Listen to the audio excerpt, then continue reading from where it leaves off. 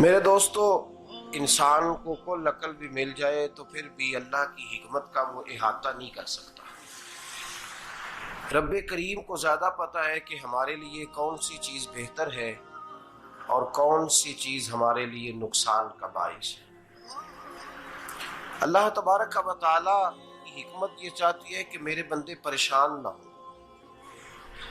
رب یہ چاہتا ہے کہ میرے بندے کسی جگہ پہ بھی دقت اور پریشانی کا شکار نہ ہو۔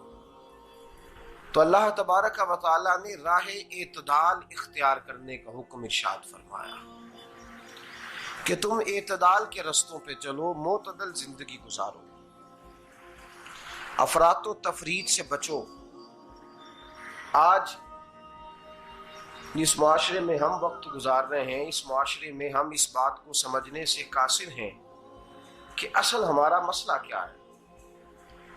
ہمارا اصل جو مسئلہ ہے اس کی شناخت ہمیں کیسے ہوگی اور ہم پھر اس تک رسائی کس انداز میں حاصل کر پائیں۔ ہم ہمیشہ اپنی آمدن بڑھانے کے چکر میں رہتے ہیں۔ ایک کام اور شروع کر لیں، پارٹ ٹائم جاب شروع کر لیں، کوئی سائیڈ بزنس اس کا آغاز کر لیں۔ ہماری جو دوڑ لگی ہوئی ہے وہ لگی ہے کام بڑھانے میں، آمدن بڑھانے میں۔ حالانکہ اسلام ہمیں یہ کہتا ہے کہ تو آمدن بڑھانے کے چکر میں نہ پڑ، اصل بات یہ ہے کہ تو اپنے خرچے کنٹرول کر۔ تنگ انسان وہ نہیں ہوتا جس کی آمدن تھوڑی ہوتی ہے۔ یہ توجہ کیجیے گا میری بات، یہ قیمتی بات ہے اور گفتگو ساری کا لب لباب ہے۔ تنگ بندہ وہ نہیں ہوتا جس کی آمدن تھوڑی ہوتی ہے، اصل پریشان وہ ہوتا ہے جس کے خرچے زیادہ ہوتے ہیں۔ اور ہمارا جو روزمرہ کا نقصان ہو رہا ہے نا، وہ آمدن کے معاملات میں نہیں ہو رہا۔ بنیادی نقص جو واقعہ ہو رہا ہے وہ یہ ہے کہ ہمارے اخراجات زیادہ ہیں اور وہ اخراجات کسی اور نے نہیں بڑھائے، وہ خرچے ہم نے خود بڑھا لیے ہیں اور اب ہمیں اس کا نقصان بھگتنا پڑ رہا ہے۔ اور اگر آپ صحیح معنوں میں ٹٹولیں تو جو بہت امیر لوگ ہیں وہ تو ان خرچوں سے بچ گئے۔ میں نے بہت سارے ایسے ختمات میں شرکت کی ہے، میں بہت ساری ایسی جگہوں پہ گیا ہوں کہ جہاں لوگوں نے بڑا مختصر سا ختم دلایا ہے تو ہو گیا ہے ختم۔ ختم کے معاملے میں کب کسی نے پابندی لگائی ہے کہ اس میں 200 آدمی شریک ہوگا تو تب یہ سال ثواب صحیح ہو سکے گا؟ کون کہتا ہے؟ یا شادی کے موقع پر اگر سارے بہن بھائیوں کو نہ بلایا گیا تو میری شادی پایہ تکمیل تک نہیں پہنچے گی، اس میں برکت نہیں ہوگی، یہ کس نے فتویٰ دیا ہے؟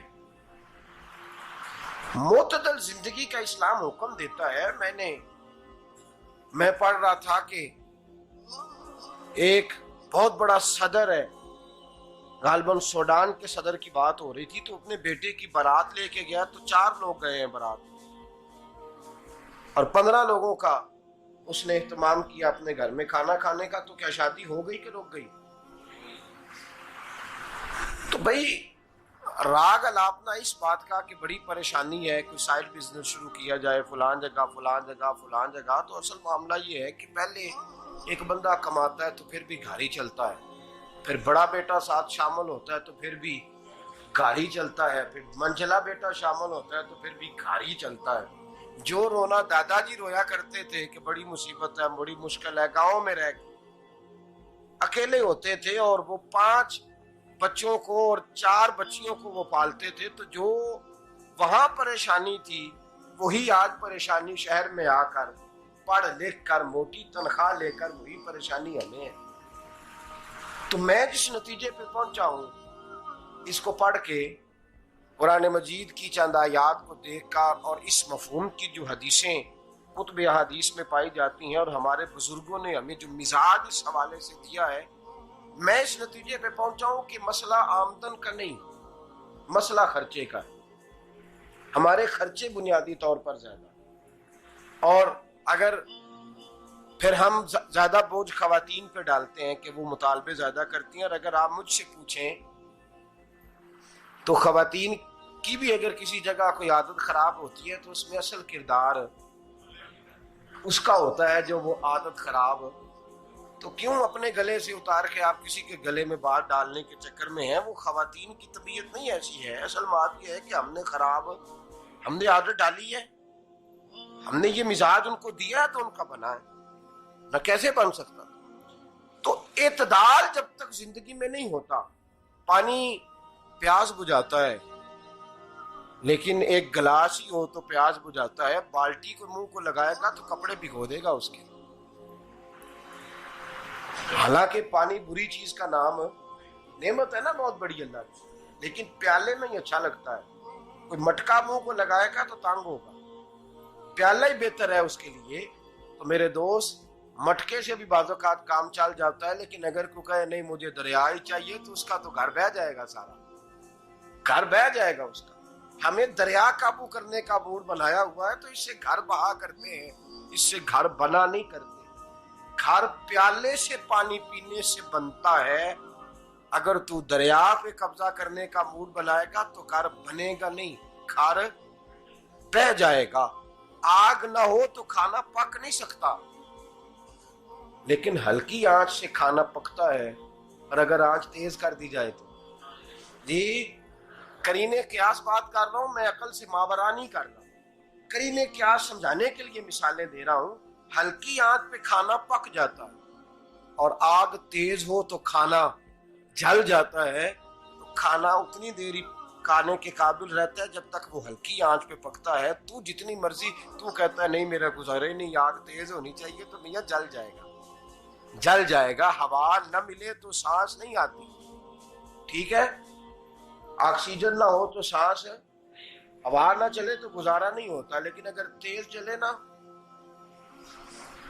اگر تیز چلے تو آندھی اور طوفان بن جائے تو چھتیں گرا دیتی ہے، جانیں لے لیتی ہے. ہم ہیں طوفان کے چکر میں، ہم ہیں دریا کے چکر میں، ہم ہیں بڑے لاؤ کے چکر میں. تو میاں ہلکی آنچ ہی اچھی ہے، یاد رکھ. اور ایک گلاس پانی کا اعتدال سے ملتا رہے تو وہی ملتا رہے، ضرورت کے وقت وہی بہتر ہے. تو پورے دریا پہ قبضہ کرنے کا پروگرام نہ بنا، تانگ ہو جائے گا. اور میرے عزیز یاد رکھ، ہوا سانس لینے کے مطابق ملے تو وہی اچھی ہے، جو سانس بند کرنے پہ آ جائے وہ ہوا اچھی. ہم نے چکر چلا لیا ہے کہ زیادہ پیسہ، راتوں رات پیسہ، لمبا پیسہ، یہ پلاٹ بھی میرا، وہ پلاٹ بھی میرا، گجرانوالا بھی، گجرات بھی، لالا موسیٰ کھاری اور پنڈی تک جہاں میں جاؤں میرے نام کی تختیاں لگی ہوئی ہونی چاہیے. اسلام منع